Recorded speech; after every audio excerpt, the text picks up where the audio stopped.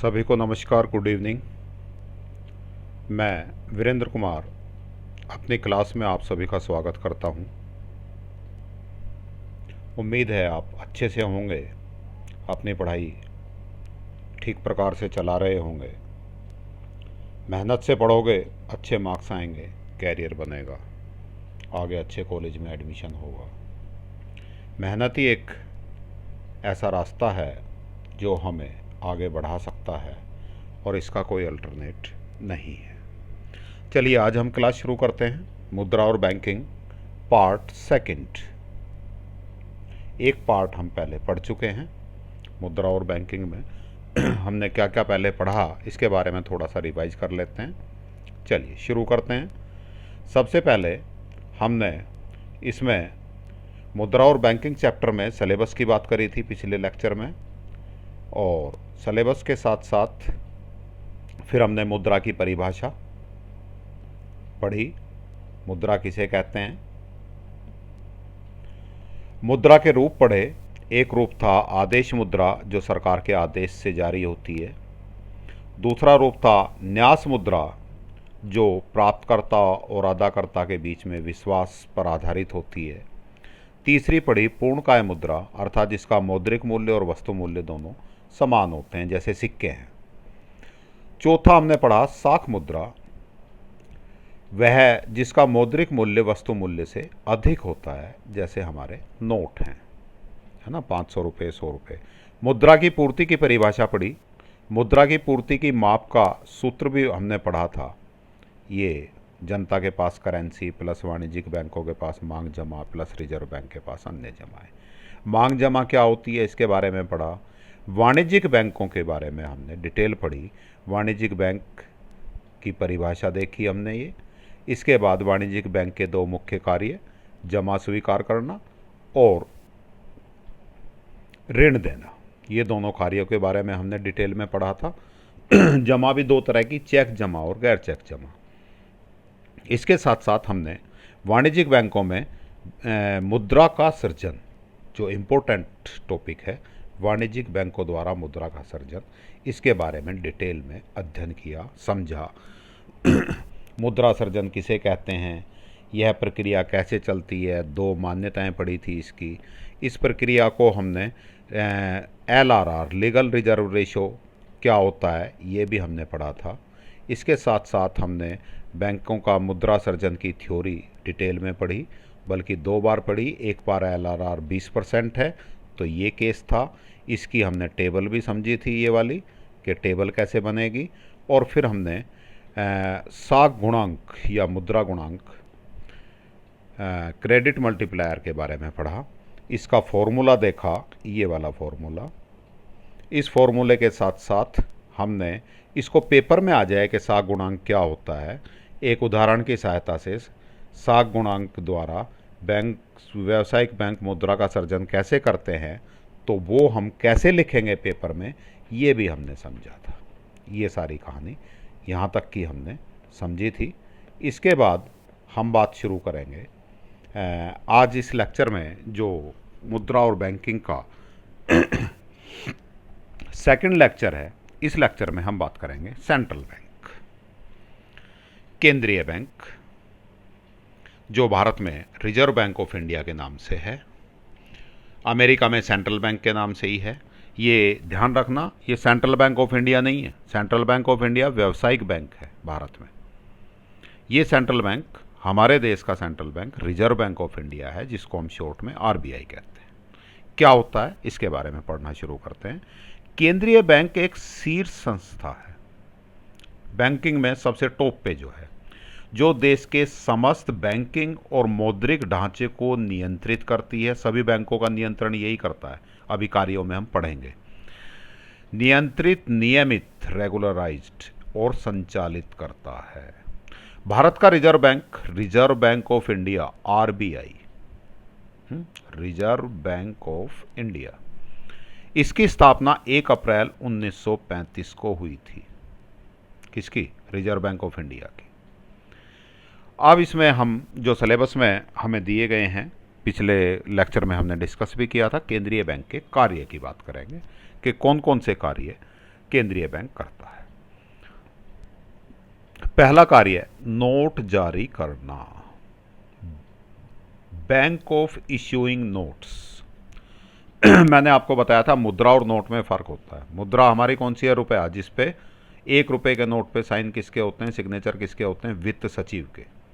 जबकि 1 रुपये से अलावा जितने भी नोट होते हैं, इसीलिए 1 रुपये को हम नोट नहीं कहते, शाम भाषा में हम बोल देते हैं 1 रुपये का नोट, लेकिन वो नोट नहीं है, 1 रुपये की मुद्रा है। इसीलिए, और इसके अलावा जितने भी नोट हैं, 2 रुपये, 5 रुपये, 10 रुपये, 20 रुपये, 50, 100, 500, 2000, जितने भी नोट हैं वो सारे नोट ही कहलाएंगे, क्योंकि उन पर एक नोट लिखा होता है। कौन सा नोट लिखा होता है? पिछले लेक्चर में मैंने बताया था।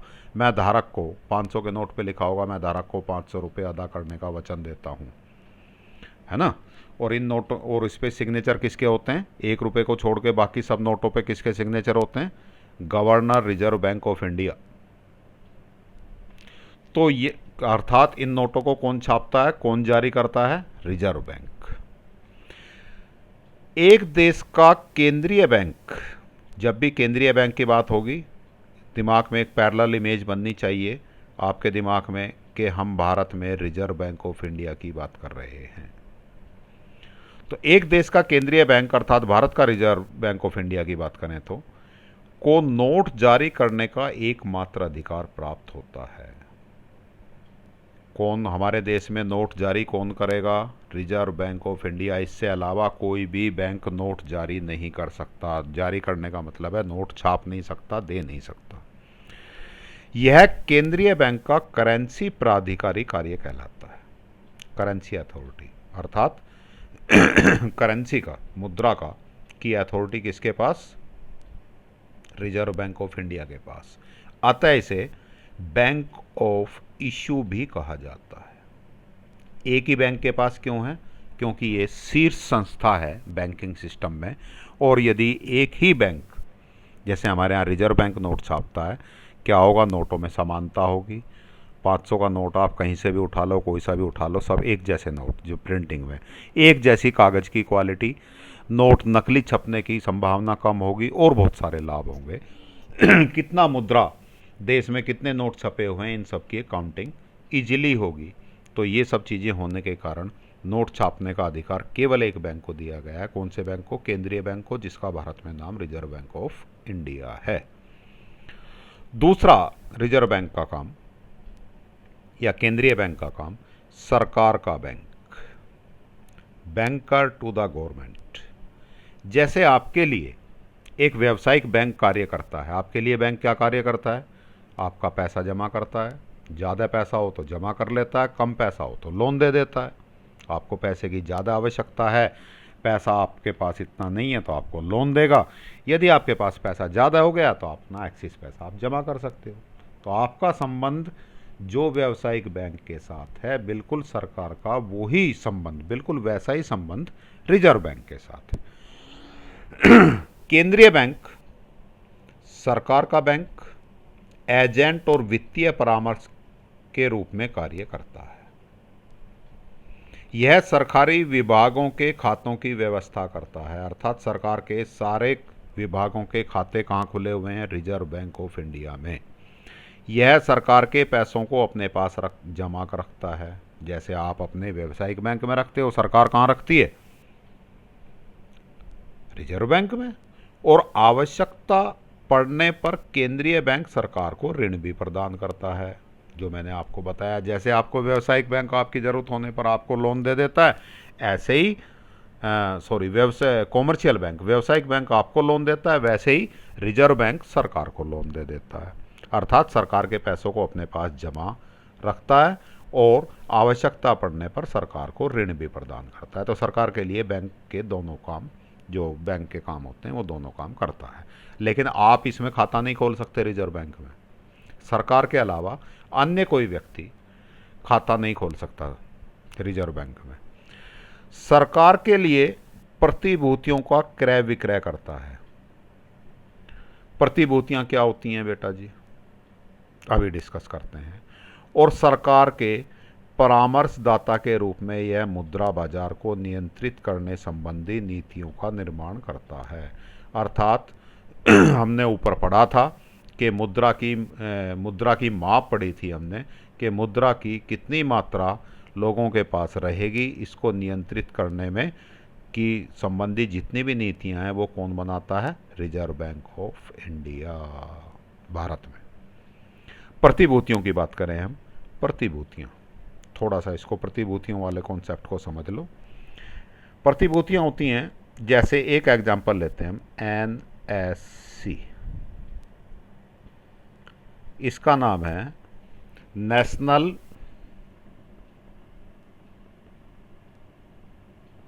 Saving certificate.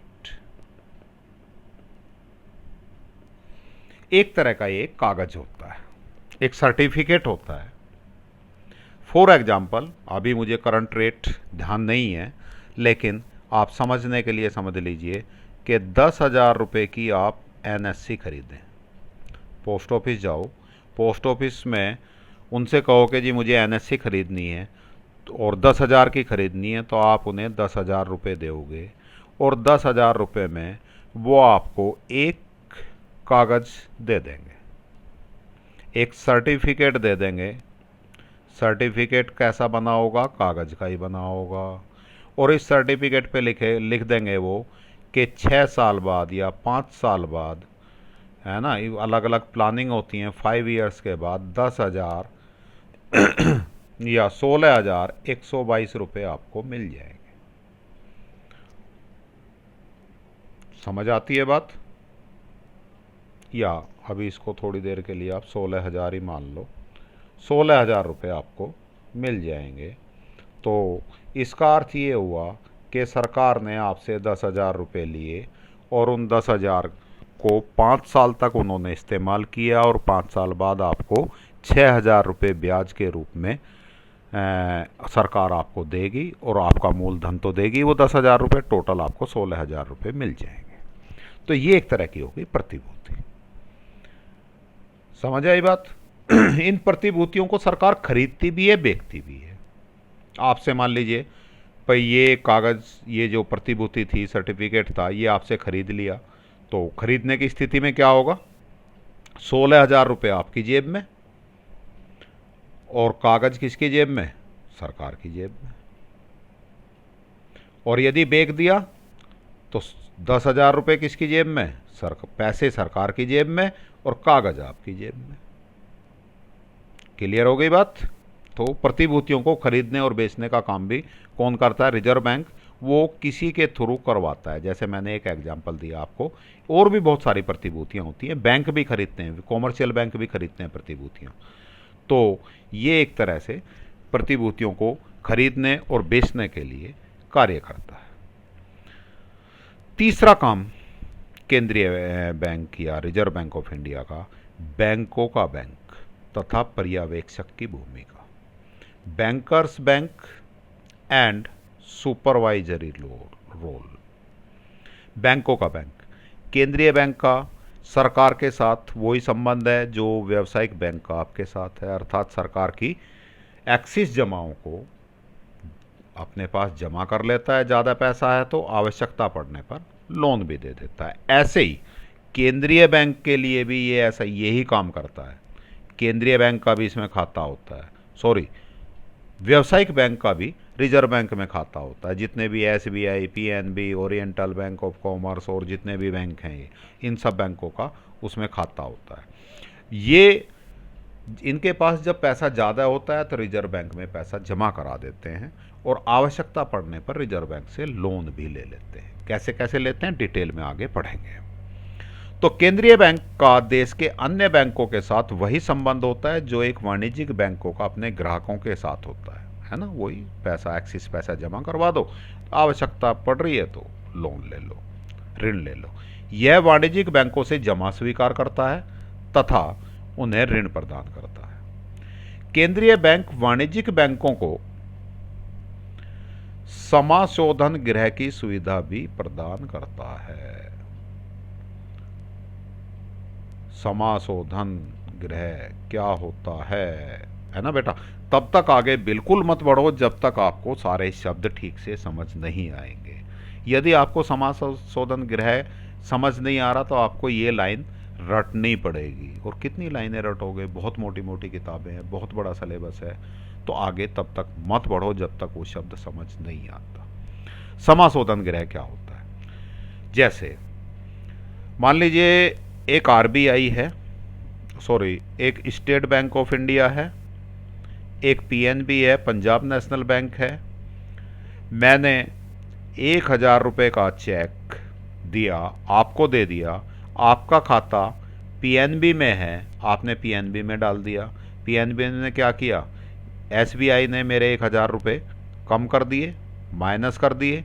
उधर पीएनबी ने आपके 1,000 रुपये प्लस कर दिए। अब कायदे से कागजों में तो हुआ ये, आपकी पासबुक में प्रिंट करके दे दिए 1,000 रुपये प्लस, इधर मेरी पासबुक में से 1,000 रुपये माइनस कर दिए। लेकिन ऐसे पूरे दिन ट्रांजैक्शन चलते हैं ना पूरे भारत में सभी बैंकों में।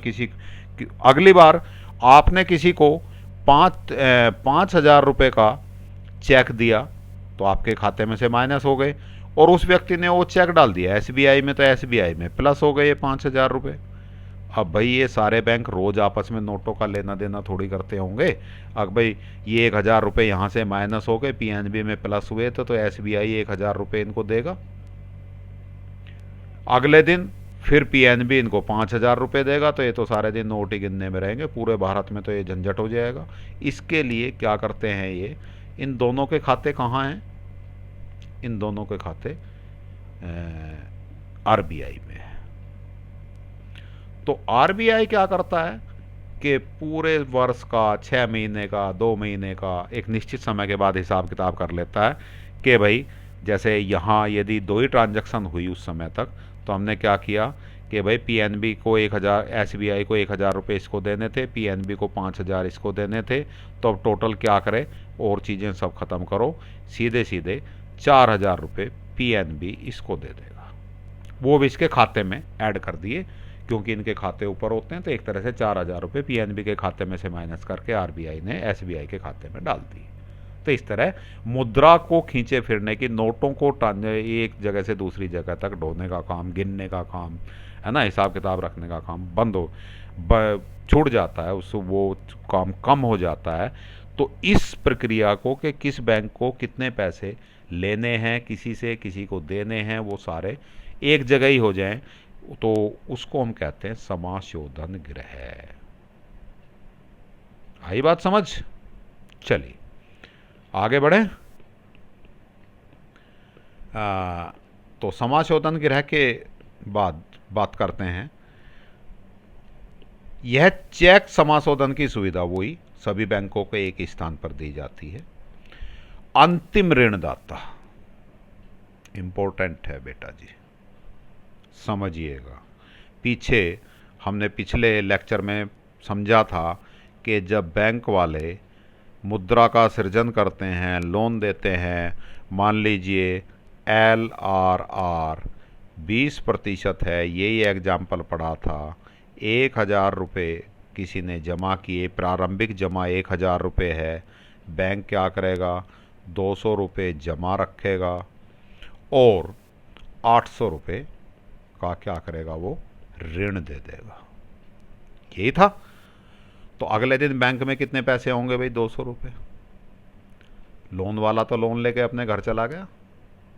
अब ये व्यक्ति, जो ए व्यक्ति था जिसने 1,000 रुपये जमा किए थे, ये तीसरे चौथे दिन बैंक में पहुंचता है कि जी मुझे तो 500 रुपये दे दो, मेरे 1,000 रुपये जमा है ना, उसमें से 500 रुपये निकाल दो खाते में से। बैंक के पास कितने पैसे, 200 रुपये। कहाँ से देगा बैंक, डिफाल्टर हो जाएगा।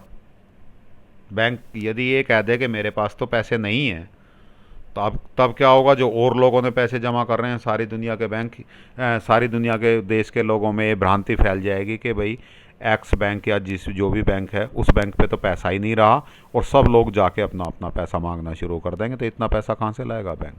तो इस विश्वास को बनाए रखने के लिए कि हम सबका पैसा वापस दे देंगे बैंक क्या करता है, यदि कोई इमरजेंसी होती है, ज़्यादा पैसों की ज़रूरत होती है, लोग ज़्यादा पहुंच गए पैसा निकलवाने के लिए, जैसे यहाँ 200 रुपये बैंक के पास हैं और लोग पहुंच गए 500 रुपये निकलवाने, उस स्थिति में वाणिज्यिक बैंक, क्योंकि ये तो लोन लेके अपना घर लेट रहा है, इसके पास तो पैसा है ही नहीं, इसने तो मशीन खरीद ली या अपना जो भी कुछ गाड़ी खरीदनी थी गाड़ी खरीद ली, जो भी कुछ किया कर लिया, अब इसके पास भी पैसा नहीं है, बैंक इससे पैसा मांगेगा तो ये दे भी नहीं सकता। तब बैंक क्या करता है, रिजर्व बैंक के पास जाता है। दिवालिया होने के कगार पे है तो बैंक कहाँ जाएगा, रिजर्व बैंक के पास, और रिजर्व बैंक क्या करेगा, उसको लोन दे देगा। तो अंतिम ऋणदाता, जब बैंक को कहीं से भी लोन नहीं मिलेगा तो लास्ट में कौन देता है उसको, रिजर्व बैंक, अंतिम ऋणदाता। जब वाणिज्यिक बैंक दूसरे स्रोतों से अपनी वित्तीय आवश्यकताओं की पूर्ति करने में असमर्थ हो जाते हैं, अर्थात उनके पैसे की पूर्ति नहीं हो पा रही कहीं से भी, तो उनके सामने वित्तीय संकट खड़ा हो जाता है, अर्थात उनके पास पैसे की कमी हो जाती है, और जो ग्राहक हैं उसके, जिनके पैसे जमा हैं, उन ग्राहकों में अविश्वास की भावना आ जाती है। तो जिसको नहीं निकलवाने वो भी सोचता है कि पैसे डूब जाएंगे, मर जाएंगे, वो भी अपना पैसे लेने पहुंच जाता है। तो इस चीज़ से बचने के लिए तब बैंक, जब वित्तीय संकट खड़ा हो गया बैंक के सामने, तब वह ऋण के लिए केंद्रीय बैंक के पास जाते हैं, जो कि अंतिम ऋणदाता के रूप में कार्य करता है। केंद्रीय बैंक उनको पैसे देगा। समझ आ गई बात। अंतिम ऋणदाता, साख का नियंत्रण, ये भी इंपॉर्टेंट वर्क है इसका। कंट्रोल ऑफ क्रेडिट, केंद्रीय बैंक अर्थव्यवस्था में साख की पूर्ति को नियंत्रित करता है। अर्थव्यवस्था में साख की पूर्ति हमने ऊपर पढ़ी थी, साख की पूर्ति का फॉर्मूला भी पढ़ा था, क्या क्या, जनता के पास करेंसी प्लस मांग जमाएं, रिजर्व बैंक के पास अन्य जमाएं, ये तीनों का जोड़। तो लोगों के पास कितना पैसा रहेगा, कितना लोगों के पास पैसा छोड़ना है, कितना उनके पास रखना है ना, कम रखना है पैसा, या आजकल पैसा ज़्यादा हो रहा है तो कुछ उनकी जेब से निकालना है, डालना है, ये सब कुछ कौन नियंत्रित करता है, केंद्रीय बैंक। कैसे करता है, आगे पढ़ेंगे। यह वाणिज्यिक बैंकों की साख सृजन संबंधी क्रियाओं को भी नियंत्रित करके अर्थव्यवस्था में मुद्रा की पूर्ति को अधिक या कम करता है। साख सृजन संबंधी क्रियाएं कौन नियंत्रित करेगा, एलआरआर। एलआरआर बढ़ा दी तो साख सृजन कम गुना होगा, जैसे 20% पे 5 ही गुना था, 10% पे 10 गुना हो गया था। एलआरआर कम कर दी तो साख सृजन ज़्यादा होगा। अब एलआरआर को कौन डिसाइड करेगा, आरबीआई, केंद्रीय बैंक या रिजर्व बैंक ऑफ इंडिया, एक ही बात है। अर्थात जब लोगों को ज़्यादा लोन देने की आवश्यकता हो रही है, मुद्रा की पूर्ति को बढ़ाना है, तो क्या करेंगे, एलआरआर को कम कर देंगे, जिससे एलआरआर कम होने से क्या होगा, साख सृजन कई गुना ज़्यादा हो जाएगा। जब मुद्रा की पूर्ति को कम करना होता है तब एलआरआर बढ़ा देंगे, और बढ़ाने से क्या होगा, एलआरआर बढ़ने से साख सृजन की क्षमता बैंकों की कम हो जाएगी। तो इस तरह से ये कंट्रोल कर लेगा। और भी बहुत सारे रास्ते हैं, उनको हम पढ़ेंगे, जिससे मुद्रास्फीति और अविस्फीति की स्थितियों का सामना करने के लिए सरकार को सहायता मिलती है। 2 शब्द आ गए भाई, मुद्रास्फीति और अविस्फीति। मुद्रास्फीति क्या होती है, आइडिया है कुछ? चलो अभी मोटा मोटा सा समझ लेते हैं। मुद्रास्फीति को बोलते हैं महंगाई, जो हम आम भाषा में बात करते हैं। अर्थात कीमतें तेजी से बढ़ रही हैं। दूसरी बात करें, पैसे की वैल्यू घट रही है। वैल्यू कैसे वैल्यू का घटना क्या होता है, 100 रुपये की वैल्यू तो 100 ही रुपये रहेगी, तो पैसे की वैल्यू कैसे घट जाएगी, 100 रुपये की वैल्यू तो 100 ही रुपये रहनी है, नहीं। मान लीजिए चीनी 50 रुपये किलो है, 100 रुपये में कितनी चीनी आएगी, 2 किलो। तो चीनी की खरीद क्षमता होगी 100 रुपये की खरीद क्षमता होगी 2 किलो चीनी। अब महंगाई बढ़ जाती है और चीनी का रेट महंगाई बढ़ के हो गया मान लीजिए 60 रुपये किलो हो गया। 50 से रेट बढ़ के कितना हो गया 60। अब 100 रुपये की क्षमता कितनी हो गई बेटा जी? 2 किलो नहीं रही ना, 2 किलो से कुछ कम चीनी खरीद पाएगा। तो अर्थात इसको हम कहते हैं मुद्रा का मूल्य कम हो जाना। अब 100 रुपये की खरीद क्षमता कम हो गई, अब 2 किलो चीनी की नहीं रही, 1.25 किलो चीनी के आसपास खरीदने की क्षमता रहेगी 100 रुपये के नोट की। तो इसको हम कहते हैं मुद्रास्फीति, अर्थात मुद्रा की खरीद क्षमता का कम हो जाना। इसको दूसरे शब्दों में कह सकते हैं महंगाई का बढ़ जाना। ये स्थिति कब आती है? जब लोगों के जेब में नोट ज़्यादा होते हैं। नोट ज़्यादा होने से क्या होगा? जब आपके पास बहुत सारे पैसे होंगे तो आप ज़्यादा वस्तुओं और सेवाओं की मांग करेंगे, और जब ज़्यादा वस्तुओं और सेवाओं का इतना उत्पादन हो नहीं रहा, तो जब नहीं इतना उत्पादन हो रहा तो आप क्या करेंगे कि भाई थोड़े से पैसे और फालतू ले ले यार, मुझे तो दे, बिल्कुल मुझे तो चाहिए, क्योंकि आपकी जेब में पैसे हैं। तो इससे क्या होगी? चीज़ें महंगी हो जाएंगी। ऐसी स्थिति को हम कहते हैं मुद्रास्फीति, अर्थात मुद्रा की खरीद क्षमता का कम हो जाना या महंगाई का बढ़ जाना। अविस्फीति, इसको हम बोलते हैं मंदी का दौर, है ना। जैसा अभी हम सुन रहे हैं कि कोई इसमें लॉकडाउन की वजह से मंदी आ गई है, अविस्फीति की स्थिति है। वस्तुओं और सेवाएं बहुत सारी हैं, खरीदने वाला कोई नहीं है, बाजार में कम खरीदारी हो रही है, अर्थात लोग जेब से पैसा नहीं निकाल रहे, है ना। या तो लोगों के पास पैसा नहीं है, किसी की नौकरी छूट गई, तनख्वाह कम हो गई, है ना, फैक्ट्रियां बंद हैं, काम धंधे रोजगार बंद हैं लॉकडाउन की वजह से। तो इस वजह से क्या हुआ? लोगों ने सामान खरीदना कम कर दिया है। इसको हम बोलते हैं मंदी की स्थिति, या इसको इकोनॉमिक्स की भाषा में बोले तो अविस्फीति की स्थिति। ठीक हो गई बात? अब बात करें तो इसका अर्थ यहीं एक बार एक चीज़ पढ़ लेते हैं। मुद्रास्फीति अर्थात महंगाई, है ना। जब भी अब मैं मुद्रास्फीति की बात कर रहा हूँ, आपके दिमाग में आ जाना चाहिए, एकदम इमेज बननी चाहिए कि महंगाई की बात कर रहे हैं सर, और महंगाई की बात कर रहे हैं इसका मतलब लोगों की जेब में खूब सारा पैसा है, लोगों के पास पैसा है, और वो पानी खरीदने के लिए, पानी की बोतल 20 रुपये की है। एक एग्जाम्पल से दोबारा समझ लो मुद्रास्फीति को। ऐसा मान लो आप कि मान लीजिए भारत में 10 ही पानी की बोतल का निर्माण होता है, 10 ही बोतल बनती हैं, और बोतल की कीमत है 20 रुपये, और आपके हिस्से में आपकी रोज़ की आप केवल पानी पीते हैं, कोई आवश्यकता नहीं है आपकी, और आपकी कमाई रोज़ की 20 रुपये है। समझ आई बात? रोज़ आप 10 आदमी हैं पूरे भारत में, 20-20 रुपये कमाते हैं, 10 ही बोतल बनती हैं, बोतल की कीमत भी 20 रुपये है। हर आदमी रोज़ सुबह जाता है दुकान पे, एक बोतल पानी लेता है, अपने घर चला जाता है। एक ही बोतल क्यों लेगा? क्योंकि उसकी कमाई भी 20 रुपये ही है, और 20 रुपये में 1 ही लीटर पानी आता है, तो एक पानी की बोतल ली और घर आ गया। अब हुआ क्या कि आपकी तनख्वाहें बढ़ गई, आपकी जेब में पैसा, आपकी इनकम बढ़ गई, आपकी जेब में पैसा ज़्यादा हो गया। पैसा कितना हो गया? 20 रुपये के बजाय 50 रुपये हो गया आपकी जेब में।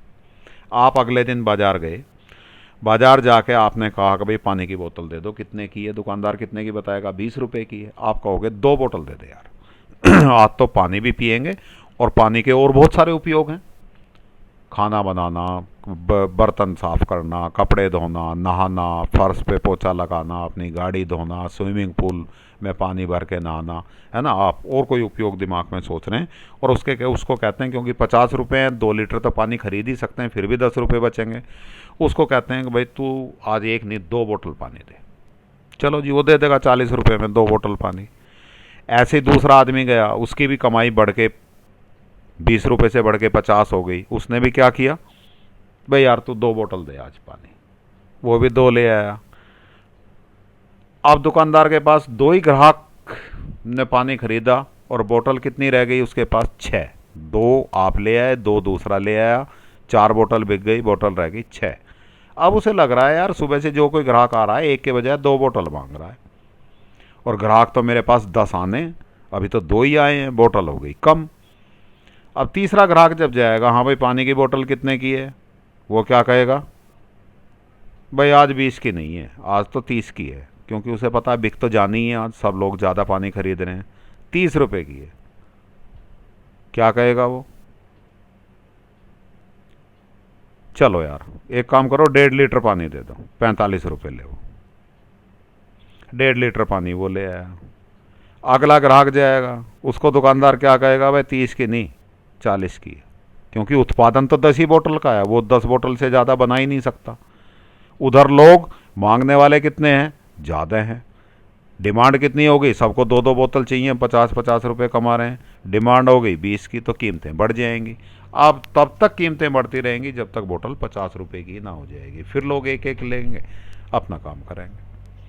तो इस तरह से ये स्थिति कहलाती है मुद्रास्फीति। अब इसका रास्ता क्या है, या तो उत्पादन बढ़ाया जाए, और यदि बोतल, भाई पानी की बोतल 10 के बजाय हम 20 ही उत्पादन शुरू करें, तब बात बनेगी। और यदि 10 का ही उत्पादन है तो कीमतें बढ़ने से रोकने के लिए हम क्या करें, लोग जो 20 के बजाय 50-50 कमा रहे थे, उनकी जेब में से कुछ पैसा निकाल लें, कुछ उत्पादन बढ़ाएं थोड़ा सा, और कुछ उनकी जेब में पैसा कम भेजें। तो मुद्रास्फीति की स्थिति में मुद्रा की पूर्ति को कम किया जाता है। बेटा ये लाइन समझ लो ढंग से। मुद्रास्फीति की स्थिति में मुद्रा की पूर्ति को हमें क्या करना है, कम करना है। लोगों के पास कम पैसा होना चाहिए, नहीं तो महंगाई बढ़ा देंगे। और अविस्फीति इसकी उल्टी हो गई। अविस्फीति की स्थिति में मुद्रा की पूर्ति में वृद्धि करनी है। जैसा मैंने मंदी बताया, लोग सामान नहीं खरीद रहे उत्पादन हो रहा है फिर भी सामान नहीं खरीद रहे, तो अब क्या करें, लोगों की जेब में पैसा डालें जिससे वो मांग बढ़ाएं। आधा लीटर ही पानी ले रहे थे, अरे कम से कम एक तो ले, तो उनकी बेचारों की जो 20 रुपये से इनकम घट के 10 रुपये रह गई थी, उस स्थिति में क्या करें कि यार इनकी 20 तो करो, कम से कम 15-18 तो करो, 0.25 लीटर पानी तो लें ये, है ना। तो अविस्फीति में मुद्रा की पूर्ति को बढ़ाया जाएगा, और मुद्रास्फीति की स्थिति में मुद्रा की पूर्ति को कम किया जाएगा। ये चीज़ें बार बार अभी मैं आपसे पूछता रहूँगा, आगे हर जगह काम आएगी। इसके लिए ये चीज़ें आपको रट्टा मार लो, समझ लो, याद कर लो, ठीक है।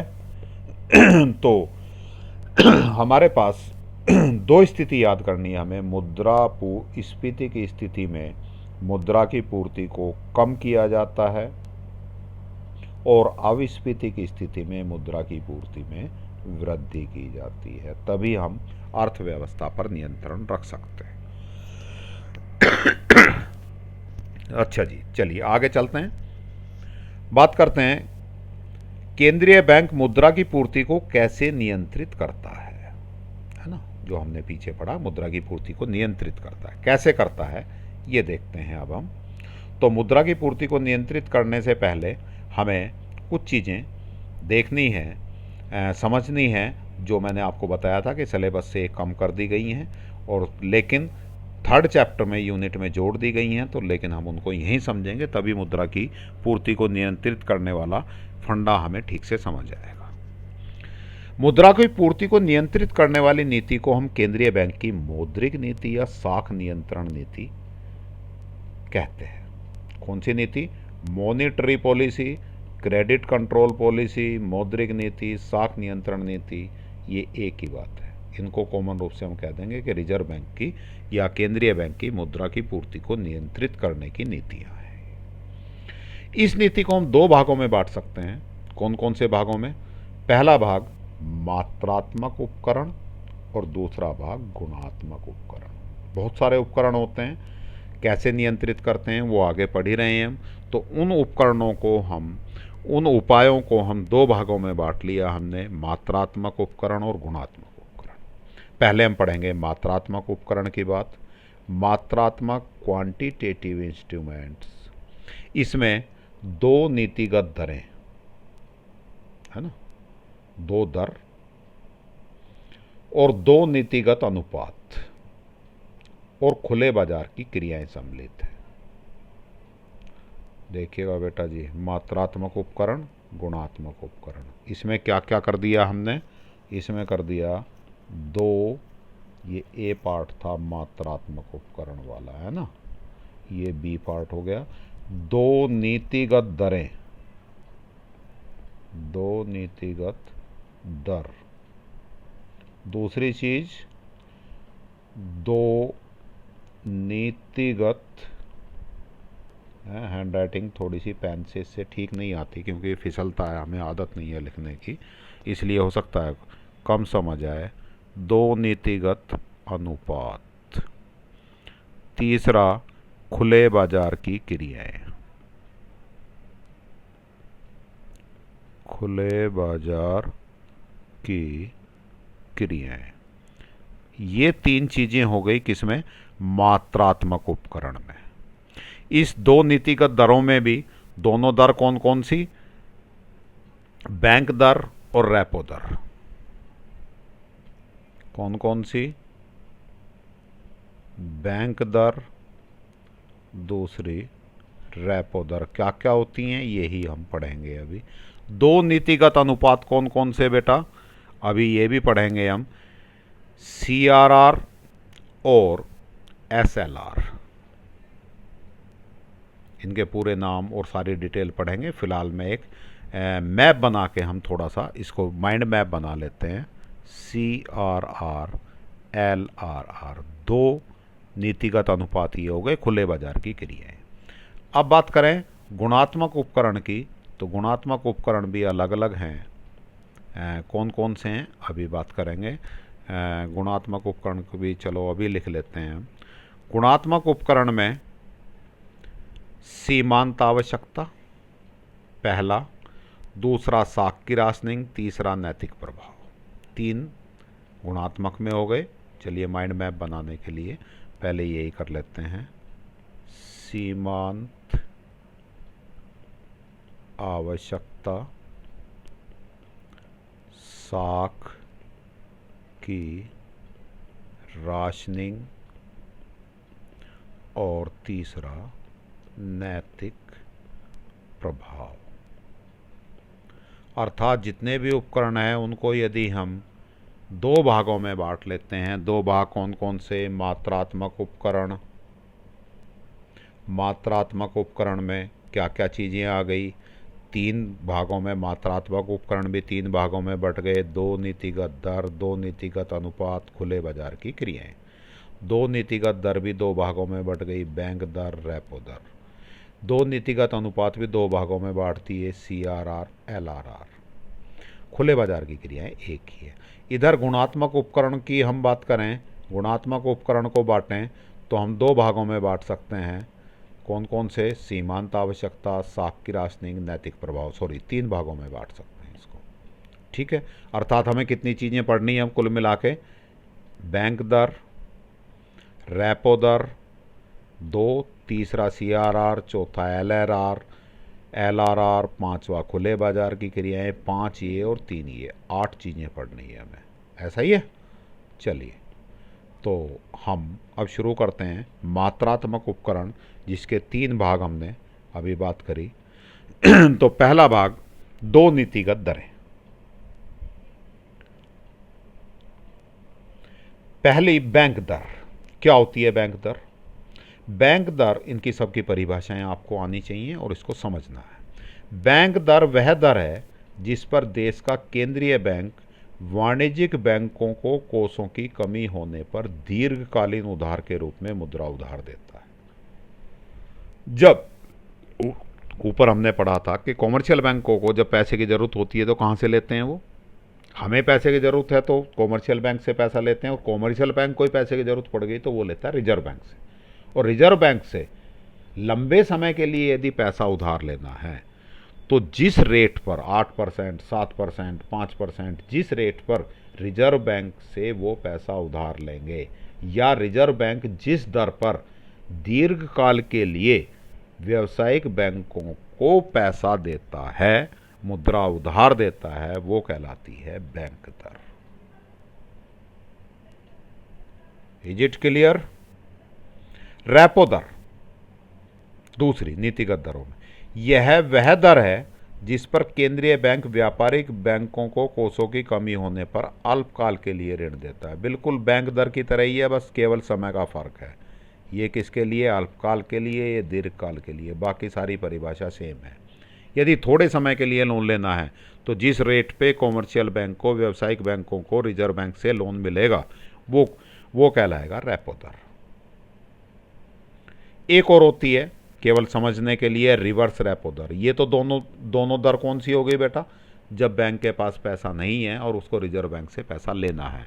यदि लंबे समय के लिए पैसा लेना है तो बैंक दर पे लेगा, कम समय के लिए पैसा लेना है तो रेपो दर पे लेगा। कुछ परसेंटेज ब्याज के रूप में रिजर्व बैंक को देना पड़ेगा ना, वो वाली दर हो गई। यदि बैंक के पास, व्यावसायिक बैंक के पास पैसा ज़्यादा हो गया तो वो जमा भी तो करवा सकता है। तो यदि अपना व्यावसायिक बैंक अपना पैसा रिजर्व बैंक के पास जमा करते हैं और उस स्थिति में उनको जो जिस दर से उनको ब्याज मिलता है वो कहलाता है reverse repo rate. Repo rate कौन सी? रिजर्व आरबीआई से, रिजर्व बैंक से किसको जा रहा है? ये कॉमर्शियल बैंक को। और रिवर्स रेपो रेट कौन सी? इसमें पैसा किधर से किधर जाएगा? कॉमर्शियल बैंक अपना एक्सिस अमाउंट आरबीआई में यदि जमा करते हैं, है ना, मुद्रा मनी, तो उनको किस परसेंटेज पे ब्याज आरबीआई इनको देगा? वो कहलाएगा रिवर्स रेपो रेट। यह रेपो दर का विपरीत होता है। यह वह दर है जिस पर व्यापारिक बैंक, व्यावसायिक बैंक एक ही बात है, कॉमर्शियल बैंक, केंद्रीय बैंक को अपने अतिरिक्त कोष के रूप में मुद्रा उधार देते हैं। कौन दे रहा है? व्यापारिक बैंक किसको दे रहे हैं? केंद्रीय बैंक को। तो तीनों दर समझ आ गई। बैंक दर यदि बैंक दर कौन सी हो गई बेटा? यदि कॉमर्शियल बैंक रिजर्व बैंक से दीर्घकालीन के लिए, लंबे समय के लिए पैसा उधार लेता है तो जिस दर पर, जिस रेट पर पैसा उधार मिलेगा वो कहलाएगी बैंक दर। यदि व्यावसायिक बैंक रिजर्व बैंक से कम समय के लिए पैसा उधार लेता है तो जिस दर पर वो पैसा मिलेगा वो कहलाएगी रेपो रेट। और यदि व्यावसायिक बैंक के पास अपनी आवश्यकताओं से अधिक पैसा है तो व्यापारिक बैंक जिस दर पर रिजर्व बैंक में पैसा जमा करवाएंगे वो कहलाएगी रिवर्स रेपो दर। क्लियर? आगे बढ़ूं? आगे बढ़ने से पहले अब इनका वो भी देख लेते हैं कि बेटा जी मुद्रास्फीति में क्या होगा, ये कैसे कैसे काम करेंगी। मुद्रास्फीति शब्द पढ़ते ही दिमाग में, शुभ कान में शब्द मुद्रास्फीति पढ़ते ही बात समझ में आई, कुछ इमेज बनी। महंगाई, चीज़ों के रेट बढ़ गए, रिजर्व बैंक को लोगों की जेब में पैसा कम करना है, मुद्रा की पूर्ति को कम करना है। रिजर्व बैंक चाह रहा है, सरकार चाह रही है लोगों की के पास कम पैसा रहे। ठीक है? तो मुद्रास्फीति के दौरान जब मुद्रा की पूर्ति पर अंकुश लगाना जरूरी होता है, मुद्रा की पूर्ति को कंट्रोल करना है, कम करना है, तो बैंक दर, रेपो दर को बढ़ाया जाता है। समझो बात बेटा, बढ़ाने से क्या फ़ायदा होगा। बैंक दर बढ़ा दी, एक एग्जाम्पल से ही समझाया जाएगा आपको, है। मान लीजिए बैंक रेट क्या थी जिस पे व्यावसायिक बैंक रिजर्व बैंक से जिस रेट पे पैसा लेते हैं, मान लीजिए ये थी 5%। अर्थात 5% पे पैसा किसने लिया? कॉमर्शियल बैंक को रिजर्व बैंक से पैसा मिला। आगे इस पैसे को ये लोन देना चाह रहा है, कॉमर्शियल बैंक क्या देना चाह रहा है? लोन देना चाह रहा है। कितने परसेंट पे दे देगा? भाई 9% पे ले लो, 4% मुझे बच जाएंगे, 5 पे मुझे पीछे से मिला है रिजर्व बैंक से, 9 पे तुम ले लो। 9% पे लोग पैसा यहाँ जनता के पास चला गया। तो ठीक हो गई बात। ये 9% पे जनता के पास पैसा गया। अब मुद्रास्फीति की स्थिति बन रही है, महंगाई बढ़ रही है, लोग खूब लोन ले रहे हैं, बहुत पैसा है लोगों के पास, सरकार चाह रही है यार पैसा कम रहे, महंगाई बढ़ा रहे हैं लोग। अब इसको क्या करे ये बैंक दर को, यही रेपो दर का भी यही काम है, वो कम समय के लिए, ज़्यादा समय के लिए। बैंक दर को क्या करे? 10% कर दे। तो 10% पे कॉमर्शियल बैंक को पैसा मिल रहा है। अब ये लोन 9% पे देगा, 10% पे पीछे से पैसा मिल रहा है इसे, 9% पे आगे देगा तो घाटा हो जाएगा। अपने खर्चे कहाँ से निकालेगा? नहीं देगा, नहीं देगा ना। अब इसको क्या करना पड़ेगा? नहीं जी, 9% पे नहीं, हम आपको देंगे 15% पे। 9 पे नहीं देंगे, कितने पे देंगे? 15 पे। तभी तो 5% हमें बचेगा भाई, हमें भी तो अपने खर्चे निकालने हैं। अब 15% पे जनता को पैसा मिलेगा। पहले कितने परसेंट पे मिल रहा था बेटा? पहले मिल रहा था 9% पे, अब मिल रहा है 15% पे। तो लोग लोन कम लेंगे, ज़्यादा लेंगे? कम लेंगे। जब लोन कम लेंगे तो लोगों के पास पैसा कम जाएगा, ज़्यादा जाएगा? कम जाएगा। तो लोगों की जेब में पैसा कम हो गया। समझ आ गई बात मेरी? तो क्या करेंगे? बैंक दर और रेपो दर को बढ़ा देंगे, जिससे लोन क्या होगा? महंगे हो जाएंगे, और महंगे लोन को कम लेंगे लोग, जिससे लोगों के पास पैसे की पूर्ति कम हो जाएगी, पूर्ति पे अंकुश लग जाएगा। यही कहानी आगे बता रखी है।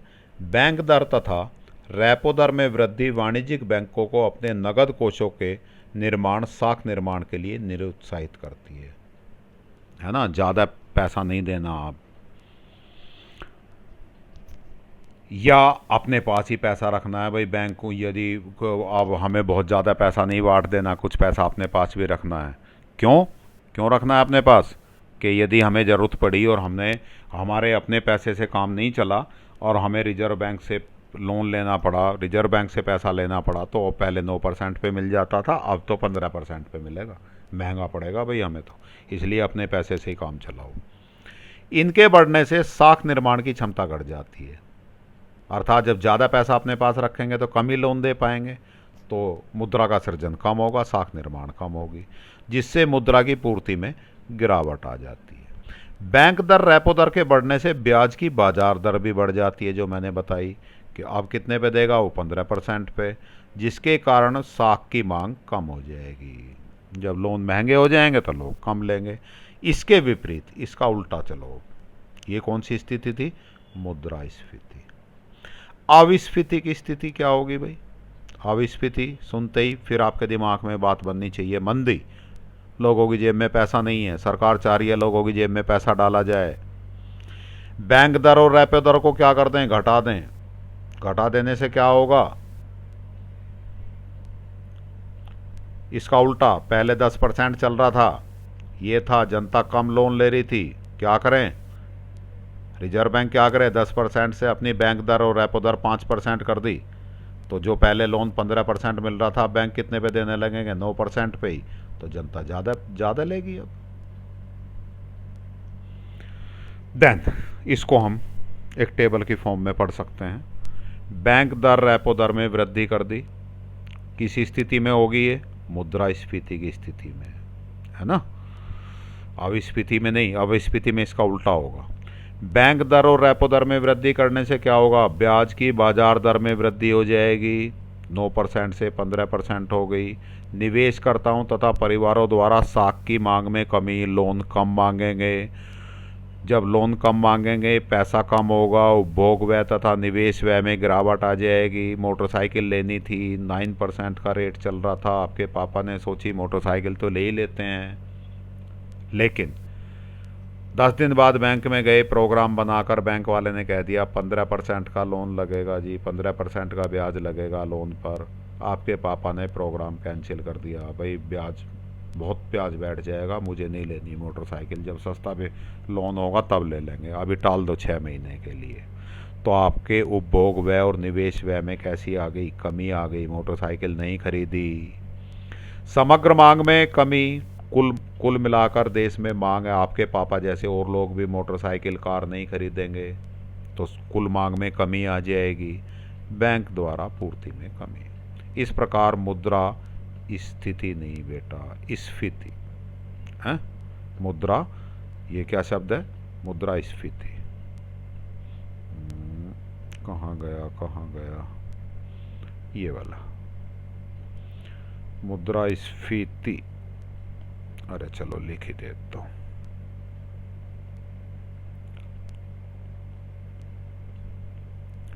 मुद्रास्फीति का सामना किया जाता है।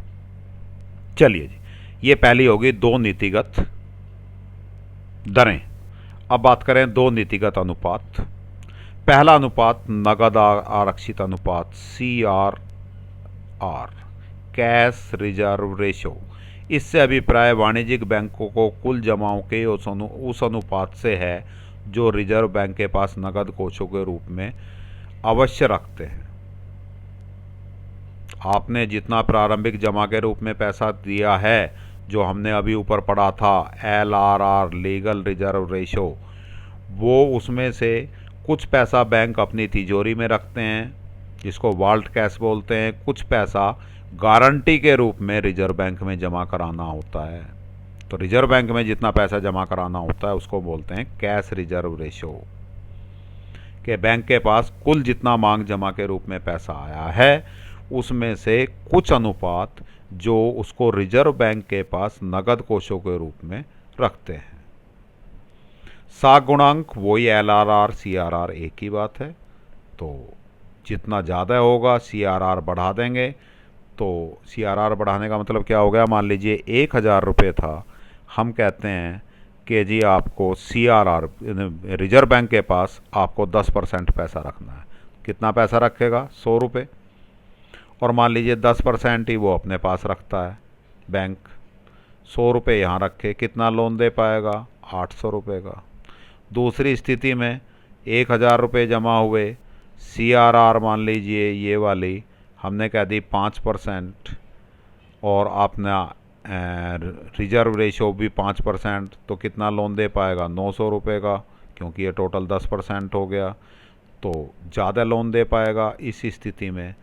तो नगद आरक्षित अनुपात बढ़ाने पर CRR में वृद्धि के कारण वाणिज्यिक बैंकों की साख सर्जन क्षमता कई गुना कम हो जाती है। हमने पिछले लेक्चर में पढ़ा था ये ढंग से, है ना। ये फॉर्मूला भी, इस पे दो छोटे छोटे क्वेश्चन भी करके देखे थे। यदि आपने पिछला लेक्चर नहीं देखा है, इसीलिए मैं बार बार कहता हूँ जिस भी यूनिट के लेक्चर देखो, लेक्चर 1 से शुरू करो, तभी आपको आगे की बातें समझ आएंगी। मुद्रास्फीति की स्थिति में क्या करें भाई? मुद्रास्फीति, फिर वही बात, महंगाई बढ़ गई, लोगों की जेब में पैसा कम करना है, CRR को बढ़ा दो। बढ़ाने से क्या होगा? साख गुणक कम हो जाएगा, कम लोन दे पाएंगे बैंक, साख सर्जन कम हो पाएगा, लोगों की जेब में पैसा कम जाएगा। अविस्फीति की स्थिति में CRR को क्या कर दें हम? कम कर दें, इसका उल्टा कर दें मुद्रास्फीति की स्थिति का, जिससे ज़्यादा लोन दे सकें। जैसे यही एग्जाम्पल दिया मैंने, जब CRR 10 थी तो लोन 800 रुपये जा रहा था। जब ये अविस्फीति की स्थिति में कम करके 5% 5 कर दी, तो कितना? 900 रुपये का लोन दे पा रहा है बैंक, ज़्यादा लोन दे पा रहा है। दूसरा अनुपात, पहला अनुपात क्या हो गया? CRR। दूसरा अनुपात हो गया SLR, स्टैचुरी लिक्विडिटी रेशो, वैधानिक तरलता अनुपात। इसका अभिप्राय वाणिज्यिक बैंकों की उन तरल संपत्तियों से है जो उन्हें अपनी कुल जमाओं का एक न्यूनतम प्रतिशत के रूप में अपने पास अवश्य रखनी होती हैं। अर्थात 1000 रुपये जमा करवाए, जो मैंने यहाँ एग्जाम्पल दिया, 10% के को उसको रिजर्व बैंक में जमा करवाना, 10% उसको अपने पास रखना, भले ही वो कैश में रखे, है ना। जो अपने पास रखेगा वो कहलाता है वैधानिक तरलता अनुपात। इसमें से कुछ पैसा वो कैश के रूप में रख सकता है, नगद रूप में रख सकता है, कुछ सोने के रूप में रख सकता है, कुछ प्रतिभूतियाँ जो NSE वगैरह मैंने आपको बताई थी, हैं, इनके रूप में इतनी कीमत का माल उसे रखना ही पड़ेगा। यह भी CRR की तरह ही कार्य करता है। अर्थात मुद्रास्फीति की स्थिति में CRR को क्या करें? बढ़ा दें, और अविस्फीति की स्थिति में घटा दें। तीसरा, खुले बाजार की क्रियाएं, ओपन मार्केट। इसमें क्या करें? केंद्रीय बैंक प्रतिभूतियों को, जैसे NSE अब यहाँ आ गया जिक्र, को खुले बाजार में बेचना तथा खरीदना है, खुले बाजार की क्रियाएं में। मुद्रास्फीति की स्थिति में प्रतिभूतियों को बेचने से केंद्रीय बैंक अर्थव्यवस्था से तरलता को सोख लेता है। जब बेचेगा, पिछले एग्जाम्पल में मैंने समझाया था, 10,000 रुपये की NSE, गलत, NSE जनता के पास चली गई, तो जनता के पास क्या रह गया? कागज। है ना। आपकी जेब में क्या आया, 10,000 रुपये का कागज़ जिसके पैसे मिलेंगे 5 या 6 साल बाद, और ये जो 10,000 रुपये थे ये कहाँ चले गए, रिजर्व बैंक ऑफ इंडिया के पास। तो कैश जनता की जेब से निकल के कहाँ चला गया, रिजर्व बैंक के पास। इसका मतलब जनता के पास 10,000 रुपये कम हो गए। कौन सी स्थिति में काम करें बेचने का, ये है प्रतिभूतियां बेचना। कौन सी स्थिति में काम करेगा ये, मुद्रा स्फीति की स्थिति में, जब लोगों की जेब से पैसा निकालना है, हैं, तरलता सोख लेता है। अर्थात जो आपकी जेब में 10,000 रुपये थे वो किसने ले लिए, रिजर्व बैंक ने ले लिए। कैसे ले लिए, आपको एक कागज़ दे दिया। अब कागज़ से तो तुम कुछ खरीद नहीं सकते, 6 साल तक 5 साल तक वेट करते रहो जिससे वाणिज्यिक बैंकों में नगद कोष कम हो जाते हैं। ऐसे ही बैंक से भी क्या किया, बैंक को एनएससी बेच दी, कागज़ दे दिए, उनसे पैसे ले लिए, क्योंकि बैंक, वाणिज्यिक बैंक भी तो खरीदते हैं प्रतिभूतियाँ। अब उनके पास जब पैसे नहीं रहे तो लोन भी कम देंगे, उनकी साख सृजन की क्षमता भी कम हो जाती है। इसी प्रकार अविस्फीति की स्थिति में क्या करें भाई, अविस्फीति में क्या करें, आरबीआई प्रतिभूतियां खरीद ले।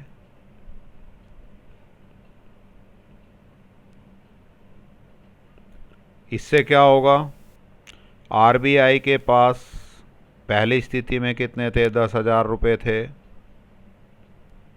आपके पास जनता के रूप में आपके पास क्या था, कागज़ था।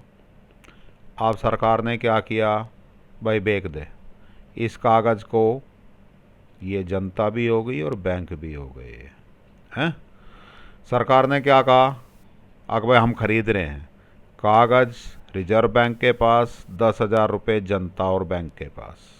अब लोगों के पास पैसा आ गया, ज़्यादा खर्च करेंगे तो मंदी कम होगी।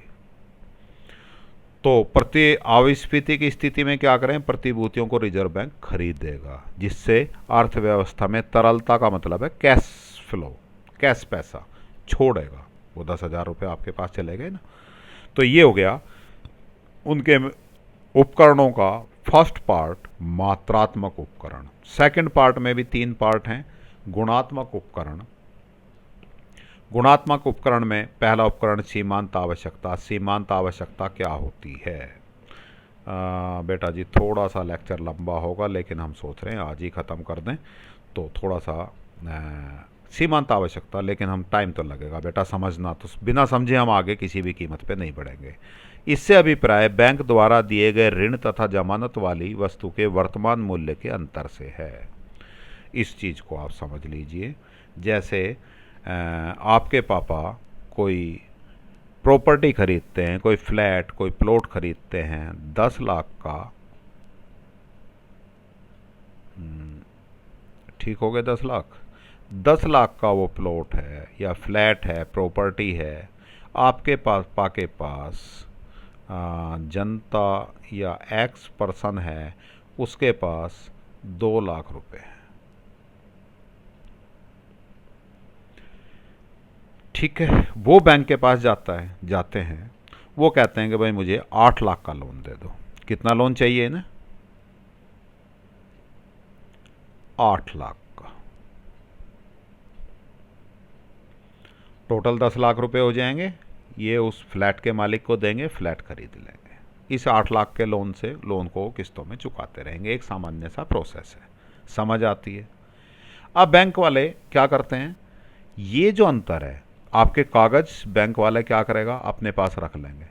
10 लाख की वस्तु गिरवी रख ली एक तरह से उन्होंने, और 8 लाख रुपए लोन दिया। इन दोनों के बीच का जो अंतर है, कितना अंतर है, 2 लाख रुपए। ये अंतर कहलाता है सीमांत आवश्यकता। बैंक द्वारा दिए गए ऋण और जमानत वाली वस्तु के वर्तमान मूल्य के अंतर से है। समझ लेना बेटा, नहीं कंफ्यूज रहोगे। प्लॉट की कीमत कितनी, 10 लाख रुपए। बैंक ने लोन कितना दिया, 8 लाख रुपए। इन दोनों के बीच का जितना अंतर है वो कहलाता है सीमांत आवश्यकता। अंतर कितना, 2 लाख रुपए। क्लियर। चलिए, जब साख की पूर्ति को कम करने की आवश्यकता होती है, मुद्रास्फीति, पैसा कम करना है लोगों के पास, खरीद क्षमता घटानी है, तो सीमांत आवश्यकता को बढ़ा दिया जाता है। अभी तक इस पे बैंक क्या कह रहा था कि भाई 20% हमारी सीमांत आवश्यकता है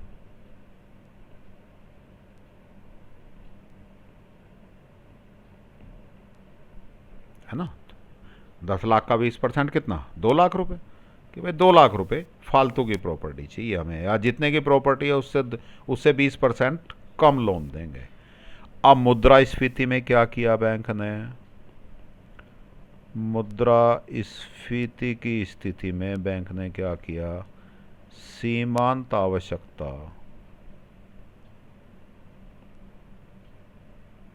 को बढ़ा दिया, 20 से बढ़ा के कर दिया मान लीजिए 40%।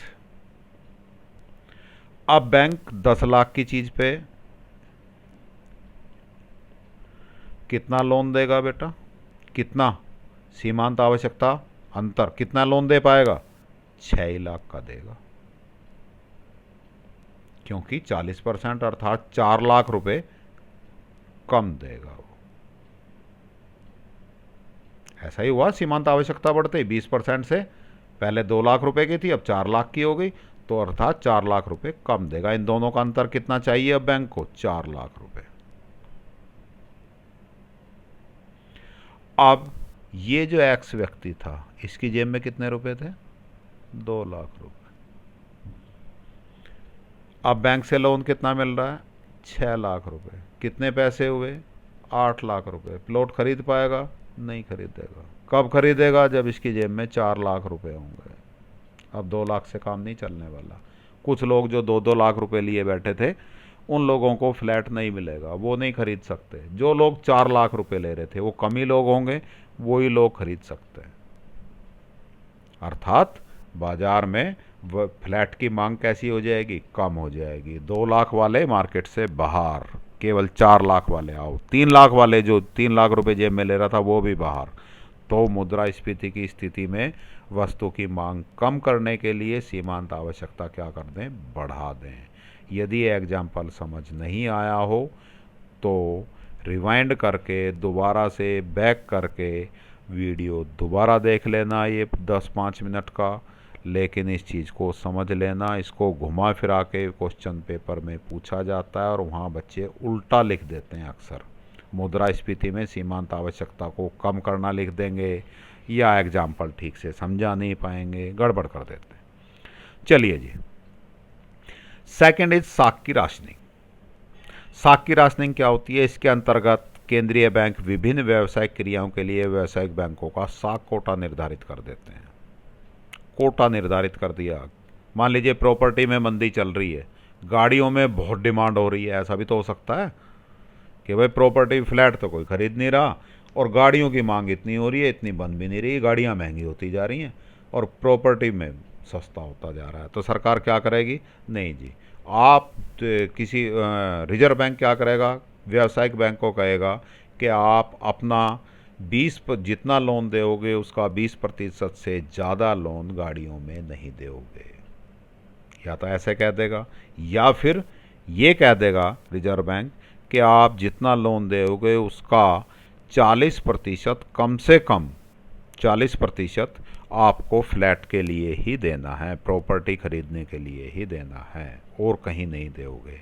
अब इससे क्या होगा, प्रॉपर्टी का लोन पहले लोग कम लेना चाह रहे थे, बैंक को ज़्यादा देना पड़ेगा, तो वो क्या करेगा, कार के लिए उल्टी स्थिति होगी, उसके लिए ज़्यादा लोग लोन लेना चाह रहे हैं लेकिन बैंक के पास कार के लिए लोन के लिए पैसा कम है। तब बैंक क्या करेगा, भाई कार लोन तो महंगा कर दिया और प्रॉपर्टी लोन सस्ता कर दिया। अब जब सस्ता हो गया प्रॉपर्टी लोन, फ्लैट के लिए लोन सस्ता करना पड़ा बैंक को, तो उस स्थिति में क्या होगा, लोग प्रॉपर्टी वाला लोन ज़्यादा लेंगे, कार वाला लोन महंगा हो गया, कार वाला कम देंगे, सरकार यही चाहती थी। तो ऋण देते समय वाणिज्यिक बैंक कोटे की सीमा से अधिक ऋण नहीं दे सकते।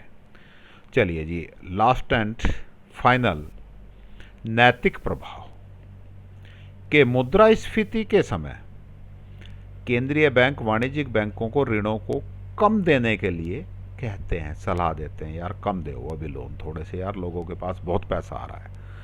तथा अविस्फीति के समय उदारता से ऋण देने के लिए परामर्श देते हैं, बेटा जबरदस्ती नहीं, परामर्श, सलाह देते हैं। जैसे हम आपको सलाह देते हैं बेटा पढ़ लो, ये नैतिक प्रभाव है, बेटा मेहनत से पढ़ोगे तो लाइफ कैरियर बन जाएगा, है ना, आपके जीवन में सफल होगे आप।